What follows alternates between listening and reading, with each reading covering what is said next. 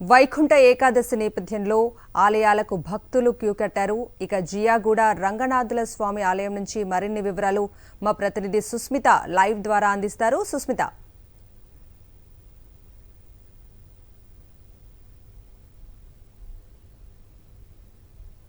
హడావుడి కనిపిస్తుంది. ఇప్పటికే నగరంలోని వైష్ణవ ఆలయాల్లో భక్తుల రద్దీ కనిపిస్తుండడంతో ఇక్కడ కూడా ప్రత్యేక ఏర్పాట్లు చేశారు. మరి వైకుంఠ ఏకాదశి నాడు రంగనాథ స్వామిని దర్శించుకునేందుకు పెద్ద ఎత్తున భక్తులు వస్తుండటంతో ఇక్కడ ప్రత్యేక ఏర్పాట్లు చేసినట్టు కూడా ఆలయ అధికారులు చెబుతూ ఉన్నారు. తెల్లవారుజామున 4 గంటల ప్రాంతం నుంచి కూడా రంగనాథుడిని దర్శించుకుంటూ ఉన్నారు. మరి ఒకవైపు కూడా వారికి ప్రత్యేక ఏర్పాట్లతో పాటు కూడా ఇక్కడ అర్చనలు అభిషేకాలు నిర్వహిస్తున్నట్టు ఇక్కడ చెబుతున్న పరిస్థితులు కనిపిస్తున్నాయి. మరి మొత్తంగా చూసుకుంటే సంవత్సర వ్యాప్తంగా కూడా 24 ఏకాదశి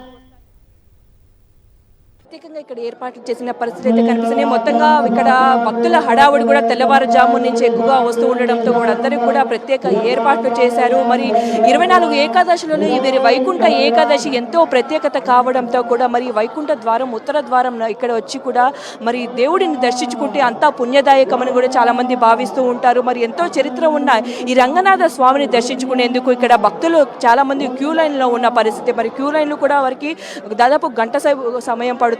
మరి దేవుని దర్శించుకొని బయటికి వెళ్తున్నారు. అయితే ప్రతి వైకుంఠ ఏకాదశి నాడు కూడా ఇక్కడ చూసుకుంటే ఉత్తర ద్వారం కూడా వారు క్లోజ్ చేసి ఉంటారు. కానీ ఈ రోజు మాత్రమే ఉత్తర ద్వారం తెరిచి ఉంచి అక్కడి నుంచి కూడా దేవుని దర్శించుకునేందుకు కూడా ఇక్కడ ప్రత్యేక ఏర్పాట్లు చేశారు. అయితే తెల్లవారుజామున 4 గంటల నుంచి కూడా ఇక్కడ ప్రత్యేక అభిషేకాలు కానీ సేవలు కానీ ఇక్కడ చేస్తున్నట్టు కూడా ఇక్కడ ఆలయ అర్చకులు చెప్తున్నారు. మరి వారందరూ కూడా 5 గంటల ప్రాంతం నుంచి గరుడ సేవలో కూడా ఇప్పటికే రంగనాథుడు ఇప్పటికే దర్శనం ఇచ్చారు భక్తులకి. మరి ఆ భక్తులతో పాటు కూడా అందరూ లోపలికి వైకుంఠ ఉత్తర ద్వారం వైకుంఠాన్ని తలపించే విధంగా కూడా ఇక్కడ సెట్టింగ్ ఏర్పాటు చేశారు. మరి రంగనాథ స్వామి ఆలయం అంటేనే మనకు అలంకరణకి పెట్టింది పేరు. భారీ సెట్టింగ్లతో కూడా వైకుంఠంలోకి అడుగు పెట్టినట్టుగా కూడా ఇక్కడ ఏర్పాట్లు చేశారు. ఇక్కడ కొంతమంది భక్తులు ఉన్నారు.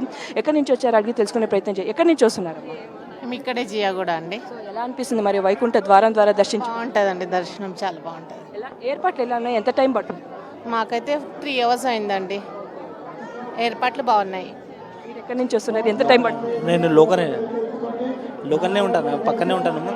కానీ దర్శనంకి చాలా ఎక్కువ టైం పడుతుంది. 3 hours ఉంది. నేను ఆల్రెడీ డ్యూటీకి పోవాలి. ఇల్లు కొంచెం హడావిడ కొంచెం చేస్తేనే కొంచెం ఏమైనా అవుతుంది. భక్తుల కోసం కూడా ఇక్కడ ప్రత్యేక ఏర్పాట్లు చేశారు. దాదాపు 2 నుంచి 3 గంటల సమయం కూడా మరి స్వామిని దర్శించుకునేందుకు సమయం పడుతుంది. మరి వైకుంఠ ఏకాదశి అంటే రాత్రి 1 గంట వరకు కూడా ఇక్కడ ప్రత్యేక ఏర్పాట్లు చేసినట్టు కూడా ఉంది. 1 గంట ప్రాంతం వరకు కూడా ఇక్కడ భక్తులు వస్తూనే ఉంటారు. మరి వారందరికీ కూడా ఎటువంటి ఇబ్బందులు లేకుండా ఉండే విధంగా కూడా దర్శనం చేసుకుని వెళ్ళేలా కూడా ఏర్పాట్లు చేసిన పరిస్థితి. మరి ఈ రంగనాథ స్వామి ఆలయం చరిత్ర చాలా పురాతనమైనది కాబట్టి ఇక్కడ నగరంలో చాలా ఎక్కువ ఫేమస్ కావడంతో కూడా చాలామంది విఐపీలు కానీ సామాన్య భక్తులందరూ కూడా వస్తూ ఉంటారు. మరి దానికి ప్రత్యేక అభిషేకాలు కానీ వారందరూ కూడా ప్రత్యేక దర్శనాలు కానీ ప్రత్యేక క్యూ లైన్లు కూడా ఇక్కడ ఏర్పాటు చేశారు. వచ్చే భక్తులకు ఎటువంటి ఆటంకం కలగద్దు అనే ఇక్కడ ట్రాఫిక్ ఆంక్షలు కూడా పెట్టారు. అయితే మరింత మంది కూడా వస్తూనే ఉన్నప్పటికీ కూడా దాదాపు మెయిన్ రోడ్డు వరకు కూడా ఇక్కడ భక్తుల హడావుడి అనేది కనిపిస్తుంది. క్యూ లైన్స్లో కూడా ఇక్కడ ఎదురు చూస్తున్న పరిస్థితి. మరి ఇక్కడ వరకు కూడా చూసుకుంటే ఇప్పటికే 2-3 రోజుల నుంచి అంటే దాదాపు 5 రోజుల పాటు కూడా ఇక్కడ వేడుకలు నిర్వహిస్తామని కూడా ఇక్కడ ఆలయ అర్చకులు చెప్తున్నారు. 5 రోజుల పాటు కూడా చాలా ఎంతో అంగరంగ వైభవంగా కూడా వైకుంఠ ఏకాదశి వేడుక నిర్వహిస్తూ ఉండడంతో కూడా ఇక్కడ ప్రత్యేక ఏర్పాట్లు చేసిన పరిస్థితులు అయితే ఇక్కడ కనిపిస్తున్నాయి. కవిత.